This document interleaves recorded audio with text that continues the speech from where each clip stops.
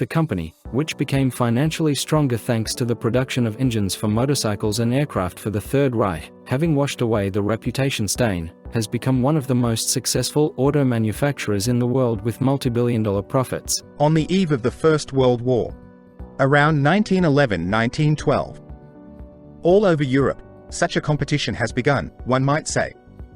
Or a race about aviation. The first engines appeared, which could already lift homemade planes. Among those who subtly felt the trends of the era was the German entrepreneur Karl Rapp. In 1913, on the outskirts of Munich, he opened the Bayerische Flugzeugwerk, that is, the Bavarian aircraft factory. But things didn't go very well, because it required a lot of investment. And for engines, even at that time, it was very, very difficult. But there was such a leap in 1916, already during the First World War.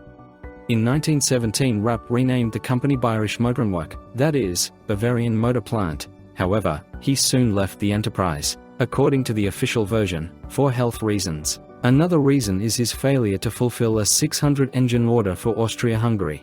Austrian industrialist Franz Popp took over leadership and shortened the name to BMW. But the First World War passes and ends, and Germany falls under the great sanctions of that period. According to the Versailles Peace Agreement, there should be no troops, no tanks, no ships, and even more so airplanes in Germany. And not that it should not be, but all these developments were simply suspended. And there were commissions that made sure that nothing was done at these factories. In order to survive in the new conditions, the company began to produce helminthic systems for trains. And in 1923, the first motorcycle from BMW appeared, the R32. And they entered the European arena and then on the world stage to this day, because their engines and motorcycles have a cardan transmission system. They have already invented a stroller, that is, they had a three-wheeled motorcycle. This system is known to this day. It works and is very popular with many people. In the 1920s, the German company begins to ignore international prohibitions, and again it breaks into the aviation industry. A company from the States helps him in this. Pratt & Whitney, an American firm, supplies engines under license. What does BMW do?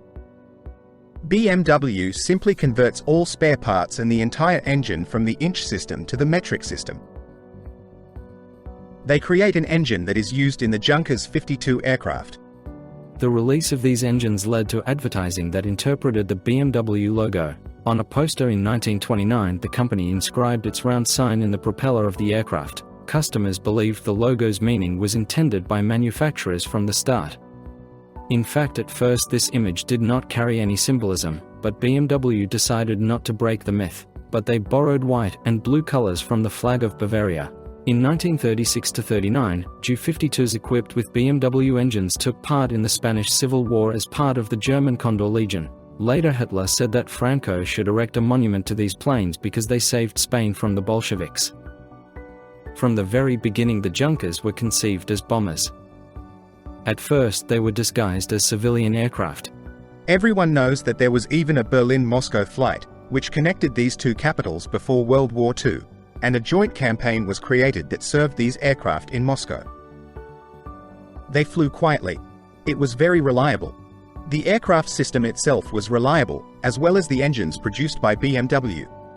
By the way, it was one of Hitler's favorite aircraft.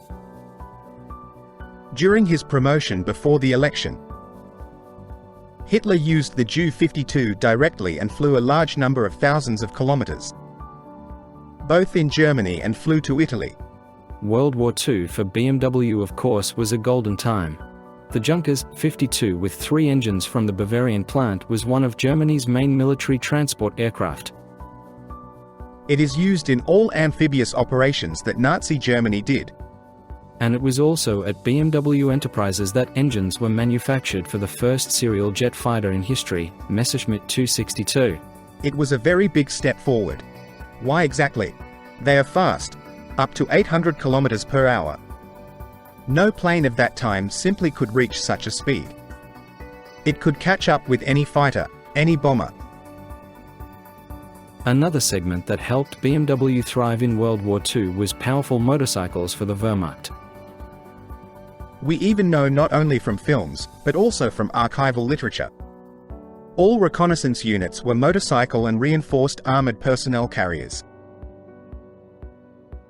And the motorcycles were BMW, R12, R71, which, even before World War II, were made under license under the M72 brand. These are identical motorcycles. The war ended, and they had to pay for collaboration with the Nazis. By the way, many German business giants cooperated with the Hitler regime at that time. For example, Hugo Boss Enterprises sewed uniforms for SS units, SA assault units and Hitlerjugend. The German industrialist Hugo Henkel, who headed the Henkel Company at the beginning of the war, was a member of the NSDAP. Hundreds of prisoners of war worked for the brand, and the Alliance Company, for example, insured all employees of Auschwitz. All these entrepreneurs are not just some individual entrepreneurs, but people who owned large empires. They started saying that they didn't know where it was all going and they couldn't do anything. Because the Nazis were in power, they were crushed by them. However, it was not profitable for the Allies to raise all these companies to the ground, and they gave the collaborators the opportunity to make amends financially. Enterprises where Western workers worked, who were driven as slaves, they were paid, and are still paid to their relatives, who is still alive to this day, a small amount of money every month. By and large companies BMW, Henkel, thus bought off the states, Allies, who had claims against them. Also, as compensation, the Allies removed part of the equipment from the factories of these companies, in particular from BMW.